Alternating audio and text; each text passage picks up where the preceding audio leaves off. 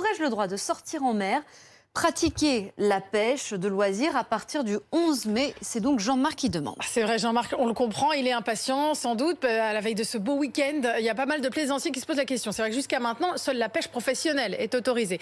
Eh bien, en revanche, il va y avoir une question technique de géographie. C'est-à-dire que quand on est sur la façade atlantique, c'est-à-dire, admettons, les Bretons ou les Arcachonnais au hasard, eh bien, on a en ce moment ce qui s'appelle les grandes marées. Et c'est ce qui permet de mettre son bateau à l'eau. Sans ça, on ne peut pas le mettre à l'eau parce qu'on ne peut pas accéder au mouillage, on ne peut pas accéder au corps mort. Donc, pour cette raison, dès aujourd'hui et également demain et après-demain, eh bien, les plaisanciers pourront aller s'occuper de mettre leur bateau à l'eau. Il faudra pour ça avoir l'autorisation de mouillage sur soi, ne pas venir de plus de 100 km quand même pour mettre son bateau à l'eau. Ça, ce sera interdit et donc on pourra, à titre dérogatoire, s'occuper de son bateau. C'est donc pas une question d'être sur la Méditerranée ou voilà, c'est vraiment une question de grande marée en fait, tout bêtement. Sur la Méditerranée, il n'y a pas de marée. Voilà, il n'y a pas de marée, exactement, c'est pour ça. En revanche, à partir du 11 mai, eh bien, on ne sait toujours pas si on pourra pratiquer la plaisance, la navigation utiliser plaisance, le bateau, utiliser le fameux bateau qu'on viendra de mettre à l'eau. On ne sait pas, on aura sans doute plus de précisions tout à l'heure avec Édouard Philippe. Bon, moi, je vais revenir dans le monde économique. Frédéric.